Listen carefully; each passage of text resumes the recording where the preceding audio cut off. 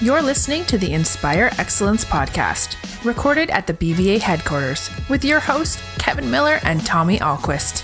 Each episode is focused on shedding new light on different perspectives to create dialogue that inspires excellence. And welcome to the Inspire Excellence podcast. Your host, Tommy Ahlquist, Kevin Miller with you here, where we seek to, well, Tommy, what do we seek to do?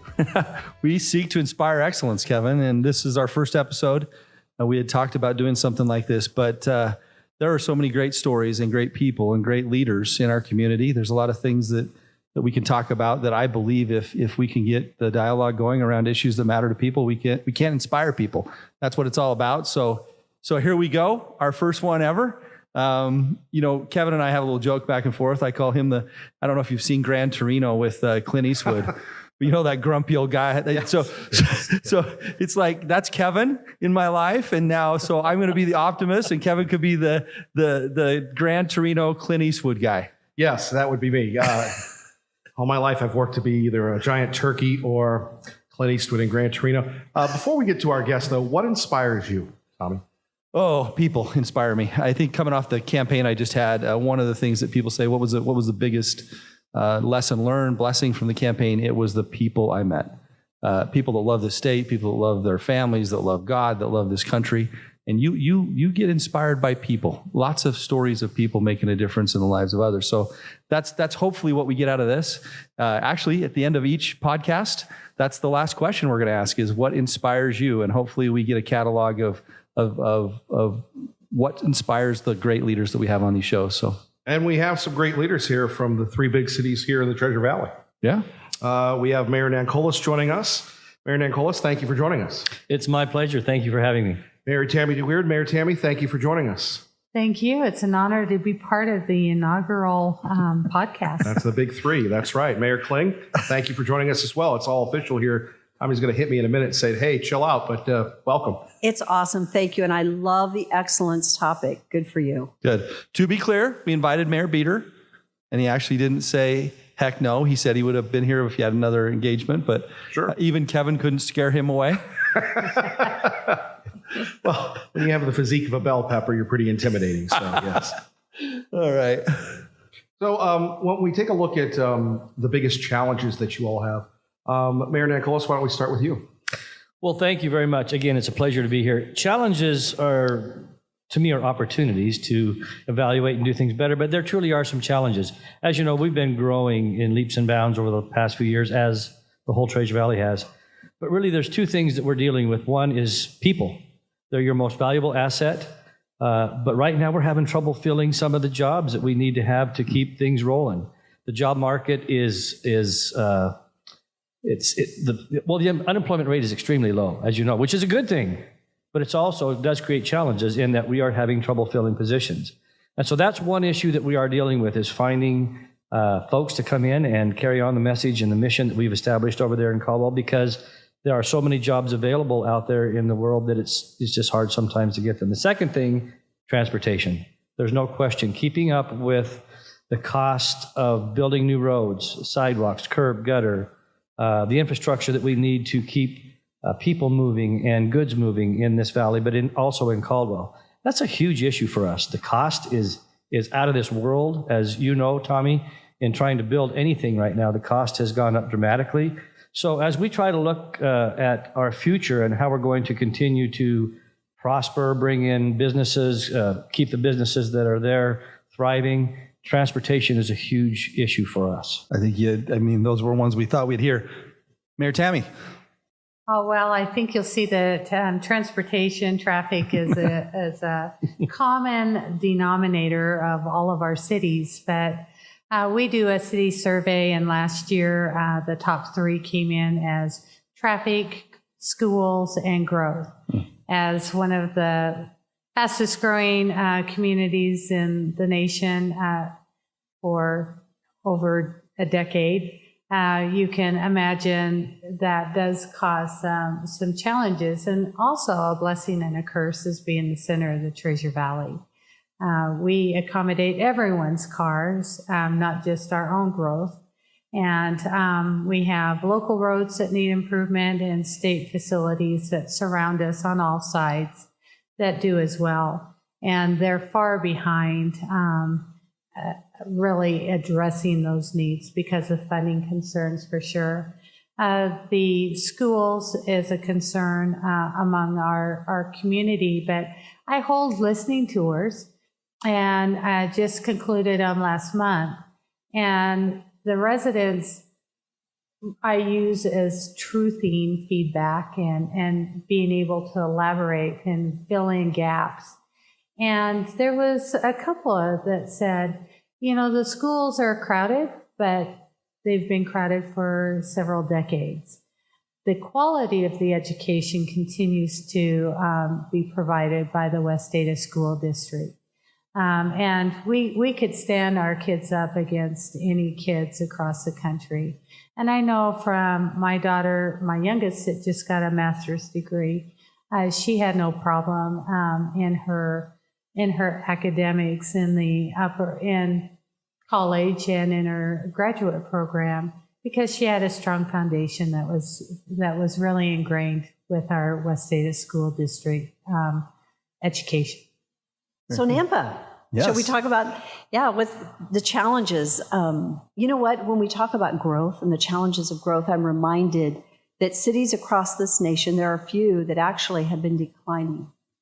And so it's always nice to look at the positive side, because I would rather face the challenge of growth than the challenge of a declining population. And so we live in such an amazing area, great communities that people want to come share with us, right? So in surveying our Nampa citizens, streets were their biggest issue. We've got to fund streets. Canyon County is different than Ada County in that Ada County has ACHD. Canyon County, we have a number of highway districts, and the city itself, we fund out of the general fund, we fund streets. And so it is a little bit harder to fund those streets. The other area, and so with growth, it's transportation, right? It's the streets that we've already talked about. The other one is public safety. As we're growing, you have to grow your city budgets to accommodate the additional police force that it takes. And if we're not doing that, then we get behind. And so I think that's another area that is challenging for us, is looking at public safety and then the infrastructure of streets. The other one we haven't touched on is wastewater, because we're all looking at wastewater, upgrades to our facilities, and with growth comes expanded wastewater systems. And so we're in the midst of that, and it's on the plan, on the radar. It'll be done in 2026, and it's necessary. A couple of follow-ups. When I didn't realize the EPA regulations and how they've affected everyone over the last couple of decades. And I'll tell you, there are cities around this state that are crippled by EPA regulations. Some of them are great. We all love clean water. This is our place to live. But some of them were just insane, meaning that the worst one I heard when I was around the state of Idaho was that the water was too cold going into the river out of the waste treatment facility, and they actually had to warm the water, which was crazy. Lots of fines and fees, but phosphate is the biggest one that I know you're dealing with. The level of that phosphate that has to be discharged out of the back end of this is a problem. I also want to go back to a couple things. I think transportation is important. We hear it all the time, but what are the solutions? You got a bunch of people listening out there now, citizens. What can we do? Because I do know a couple of things that I want you to hit on. One, I think the funding for the right-of-way for the connection now between Highway 16 and the freeway is a big deal. I think that will change the valley, and I think that $90 million that was just funded is a really, really big deal.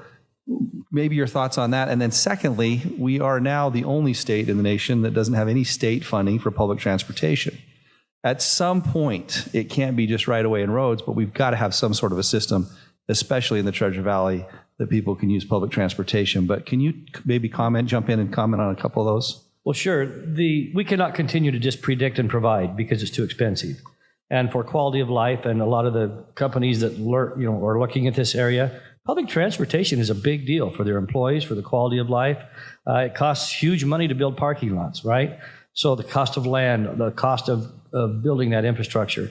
So there's no question that we have to have a funding mechanism that is sustainable, something that we can count on. Right now, we're struggling in our budgets, as Mayor Kling said, trying to hire people and safety services, and yet we have to take money out of our budgets every year to basically pay for public transportation. That's a very, very mediocre system in our side of the valley. Don't get me wrong, we're doing the best we can, but it's not robust. And so if we're going to do that, we need to have the legislature allow local folks to make local decisions. And that's something that we've been talking about for now decades. It's the closest to the people. These, if you present a plan, if they like it, if they want to fund it, and they vote for it, that's the most appropriate type of governance that there is. So for me, public transportation is a really big issue in trying to figure out the congestion issue in this valley. But I think it's more than just funding, because we do have a tool that you could go out and suggest a bond, but then you put all the burden on property taxes. So the local option tax, we have to be more creative in the tools that we offer local areas to be part of the solution. I was very discouraged that the Ada County Highway District registration fee increase did not pass, and frankly, I was baffled by that, because that is the number one thing that I hear people complain about, but they have to be willing to be part of the solution too. One of the things that I hope at some point that this podcast does is to talk about development and dispel some of the myths that you only make money and you're not spending any. So, people don't know that local roads are built by the development. They don't know that impact fees pay for arterial expansion. And there's a lot of things that are not understood, but we do need better tools for transportation. Mayor Kling, I will get you. Let me just jump in there. I just got today a bill from ACHD. We're building right outside these windows here, a 10,000 square foot building. So think about that, small building. The ACHD fee for that building is one building, $120,000 that we will pay. That does not exist anywhere else. So you're right. I mean, there is a myth that, hey, you're not paying your way as you go, but you can't just do that. You need to have more tools. I think that's where are those solutions going to come from, though?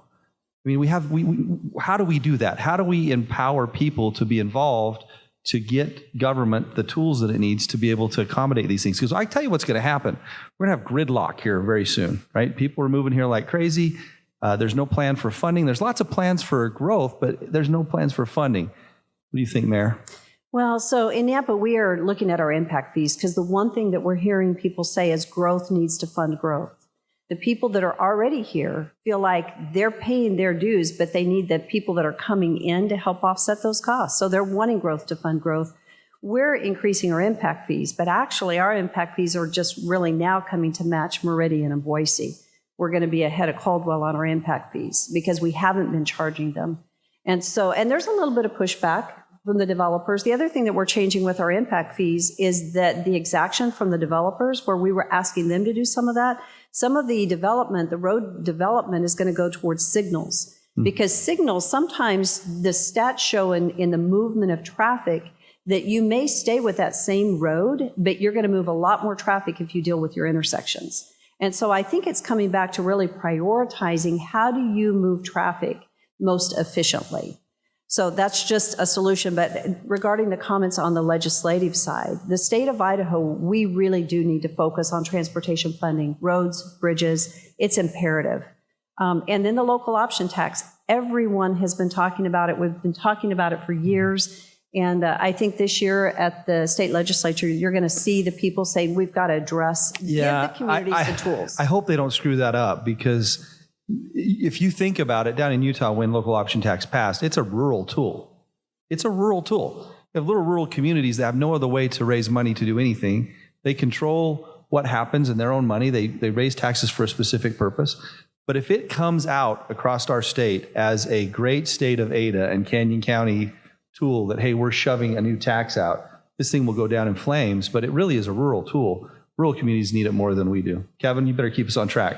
No, I'm just enjoying this. We could go on and on about growth, and there are issues of education that I'd like to talk about, but Mayor Nancolas, your thoughts. We haven't heard from you in a while concerning growth and how to deal with it and how to pay for all the roads that we have. And of course, we do. I'm sure you hear about it when people, it used to be the commute would be 10 minutes and now it's 20, sir. Well, partnerships are key to anything, and having a good relationship with the development community is essential. But there's other things too that we can do. Part of it is planning. Where do you locate your uses, and how do you partner with the development community to make sure that you have walking paths, that you have other means of getting from one section to another, neighborhood commercial, so you don't have to get in your car and drive 15, 20 minutes, that those kind of things are available. So there's things that we can do from a planning standpoint. The term is smart growth, I think is still the term, right? And I think the communities are doing that, making parks close, connecting neighborhoods. One of the worst things that we could have ever done back in the day is we had Walmart come to Caldwell along the boulevard, and the subdivision right behind it can't get there. You got to get in your car and drive to get to Walmart because there weren't any walking paths or connection points. That's part of the issue. Now, granted, we've learned from that, and we now require walking paths and open space so that our neighborhoods can get from one to the other. We're designing schools in more appropriate places so that kids can walk to school instead of having to get on buses. There's so many things that we can do, but the real issue is I don't care how you slice it or dice it, roads are used by everybody. And for me, it's a user fee. It's not a tax. If you're going to drive on the road, then we should expect to pay for that. And if we want to have a better road system, then we have to have a funding mechanism. And granted, there's all kinds of discussion about vehicle miles traveled and all these kind of things. But right now, the only real mechanism we have is fuel tax until that there's a better way to do it and the legislature takes action. And so that is a mechanism. Then, of course, the local option authority, and it's not just for roads. Local option authority, if you go to states around us, I go to the National League of Cities conferences, and I'll hear cities in Wisconsin or, hey, we did this great housing project, or we did this great medical, project, or whatever else. Well, how did you do it? Local option authority. And, it's, again, government partnering with the private sector. And if we don't have those tools available, we can't partner with you. And so that's a key to growth and matching that, is working out those partnerships, trying to maximize and leverage dollars, leverage the tools that we have available, but we have to expand that. And then the last thing is regulation kills us. Over-regulation, whether it's, the cost of roads or whatever else. By the time you get a road built, you jump through all the hoops to get it built. If you're using any kind of federal dollars, it's way more expensive. It takes you twice as long as it should. And by the time you build it, it's outdated. So I'm sorry I rattled on there. So I rarely get so upset that I hang up on a conversation, but I was on a conference call yesterday. We're doing a project, and we're going to need to add about 200 feet of pavement along the highway. And I was with a bunch of building engineers and folks that are giving us pricing, and they said, oh, we've never had a project with ITD that's cost less than $1 million. And I said, stop right there for a minute. Why on God's green earth aren't we talking about what it actually costs to lay down an extra 10 feet along the highway, instead of telling me that, oh, there's no other way to do it, it'll be at least $1 million. That's the mentality of ITD. So before we get off transportation, tell us a little bit about ITD, ACHD for you, Mayor Tammy. How do citizens get involved? Because a lot of these things that people rarely understand influence their life, their drive, the way their lifestyle, the way we live. What would be your final advice before we go to a new topic to listeners that are out there that are concerned about traffic and growth and infrastructure? What should they do? Well, I can tell you that involvement counts.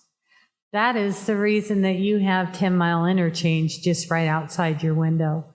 We had an uprising from our citizens that said, we need another interchange. We need access to I-84.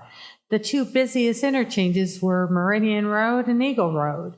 Those are the two that connect to Meridian and a number of other communities.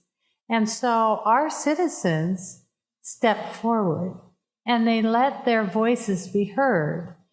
We had people at ITD board meetings, we had letter writing, we had them speak their voice when you put out the transportation improvement plan for public comment. People got engaged, and we got that interchange when people said we would not have it for another 10 years.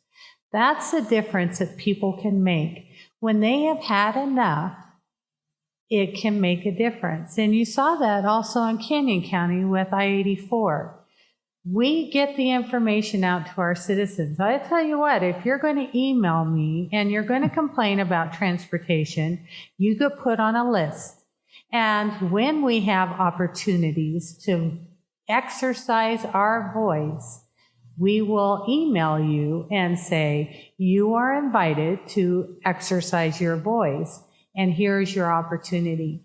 And people do make a difference. You saw that slowly and incrementally on Chinden, that now we're going to have an expansion to McDermott. Certainly it's through public-private partnerships as well. But every one of those families that weighed in and said, you need to escalate the improvement on Chinden, every one of those voices counted, because collectively they become noisy. And we like a noisy community because we have to fight for everything we get. And I so agree with that comment. I will add to it that one thing that's important, I believe it's important for the general public to understand that city government, state, county government, and agencies are not the enemy. A lot is done, and you know this, in development. It's about relationships. Yeah. And we have some amazing people that are doing great work at ITD. And we've been having a lot of discussions about Highway 16 because of a major development that we have coming in. We need that. The key is, though, like you said, we've got to be at the table. We've got to speak up. We've got to share. And so I've heard receptive ears looking at what do we have to shift? How do we do this? How do we get it done? The other thing is to understand that let's talk Highway 16. That's, if you don't mind me mentioning let's do it. So you're talking almost $500 million is what that full build out is going to be. That's massive. We don't have those funds right now. So then you have to look at, well, how do you get there and how long is it going to take to get there, right? And it really needs to be a lot of discussion and collaboration in which way do you build out? Where do you start? How do you get those funds? And there are differing opinions, right? Some say you start at State Street. We say you start at I-84. And why is that? And, you know, as elected officials, many times we're making some tough decisions, and it isn't black and white, right? Sometimes it's somewhere in the middle there that you've got to figure it out. And not everybody's going to be happy with that decision. The key is that we collaborate and work together because, for example, cost-effective growth. We've been doing some studies and looking at what is the most cost-effective growth for long-term sustainability. Well, when you go with medium density, more you grow in instead of sprawl out from a cost of service standpoint, the roads and public safety, et cetera, it makes sense, right? Because it costs more the more you sprawl in delivering services out to those areas. However, the citizens are saying, not in my backyard. So you've got this growth. They never say that. Gee, no, right? So then how do you deal with that? Yeah. Right? So it's not in my backyard, and yes, we need to grow. So as we look at transit-oriented communities, right, to get there, because we're car-centric in Idaho, still in the Treasure Valley. I can't speak for Caldwell, but I would think you're a lot like Nampa, and that is most people want their car. And they don't see the funding, the city funding going to public transportation as a real high priority. So it's a very interesting dynamic that is not really easy to figure out, but it takes us working together. Can you give us just a short answer? I've been dying to ask each of you this because Mayor Nancolas, how long have you been mayor? 21 years. 21 years. Mayor Tammy? As mayor, Yeah. I'm headed into my 16th year. 16th year. And Mayor Kling, we know just recently, but you've been 11 serving in months. Nampa forever, right? 11 months. But one of the best questions I think out there, if you look at Idaho, what makes us Idaho? You think of Idaho and it'll evoke emotions and images and why you love being here. Let me ask each of you, with all this growth, with all the people moving in, with all the changes that are coming our way, with now marijuana right on our border, with Californian here every you blink and another one comes. How do we keep Idaho while we still grow and harness the economic power that comes from growth? Because there's no doubt great things that come from growth, but how do we keep Idaho? Well, a really wise man once told me that the main thing is to keep the main thing, right? And so for me, the reason I love Idaho is because of its values. Idaho is an area that values family. Family is the most important unit in society, and it's recognized here. And so if you recognize that is what makes the world go round, that when families succeed, cities succeed, states succeed, the nation succeeds, and then you develop your policies and your funding mechanisms around that. If you're making decisions that says at the end of this day, whether it's education or transportation or recreation or job creation or economic development, and what we're doing today is we're investing money in families, then we will succeed. And Idaho has done a really remarkable job of that. Now, that's not to mention, you look at we got snow and mountains and this beautiful scenery and the people here. I mean, that's Idaho. That's agriculture. Because you're sitting in Meridian. Well, no, Meridian's in Idaho. Meridian's in Idaho. That's great. But that's the reason. I mean, it's for me. I'm sorry, you said short answer, but that's a great answer. That's the passion that drives me. I would echo the values, but also still that small town feel. No matter how big we get, I know all of us are focused on keeping that small town character of accessibility, of focus on the family, of values, and maintaining the access to our great outdoors. I think those things really draw people here. I'm a fourth generation Idahoan, and those are the things that kept us here when we could have been drawn out of state, that said, no, this is home. Idaho has quite the ring to it. But keeping focused on what we need to continue to treasure and be good stewards of. You know, and I so agree with your comments. And Mayor Nancolas, I agree at family. It's those core values of what makes us who we are. And, you know, we're not going to maintain those core values if we silently sit in our homes and don't vote. We don't get engaged. We don't use our voice. We need to purpose and plan around the core value of family. People matter. Individuals matter. I think the fact that neighbors still help neighbors. When you walk down the street, you still have a smile on your face and you greet someone. When someone has a car problem on the side of the road, you've got people stopping that care. Because we care. Because, and the next generation, every decision I know that I'm making, and my guess is, you guys too, that every decision we make is going to impact the next generation. What are we leaving for the next generation in 20 years and 30 years and 40 years? And we need to care about that. It's not about us. It's really about what we leave in the future and our kids. The podcast, Inspiring Excellence, what inspires you? Just a quick, short answer. And then I've got the hardball for Mayor Tammy, so we've got a good one for you coming up that you all appreciate. But what inspires you, sir? Well, I think I already said it. We have the privilege of raising our grandchildren. We have a 14-year-old in our home that we've had since she was 2, and an 8-year-old that we've had since she was born. I have 2 wonderful children. I have a son and a daughter, and they inspire me. And what I mean by that is if I can look in the mirror at the end of the day and like the guy that I'm looking back at, because I know that what we're leaving behind is going to be better for them than the way I found it, that inspires me. And again, it blends over into every decision we make, every action we take, every goal we set, every dream we have. We need to leave behind us a better place than what we had when we got here. That inspires me. Every time I go home, they call me Dada, which is half daddy, half grandpa. And they say, Dada, I love you, or Dada, downtown is beautiful, or Dada, the lights are great. That inspires me. I think what inspires me outside my family, everyone that knows me knows I get emotional every time I talk about my family, is the collaboration that happens in our community. It's so much a feeling of partnership and that giving attitude. That inspires me greatly. And that is what really has made things happen in the city of Meridian. It's public-private partnerships. It's nonprofits stepping up. It's the faith community, understanding the huge role they play. It's the generosity of our people. It's that collaboration and that involvement, that civic involvement and awareness that keeps me going. And the fact that I actually get to see things get built. We see it in concept, and then you see it in reality, and that's pretty cool. You know, and I'm always inspired. It's the same thing. Of course, it's family. It's my children. It's my grandchildren. but it's the next generation. It's the people.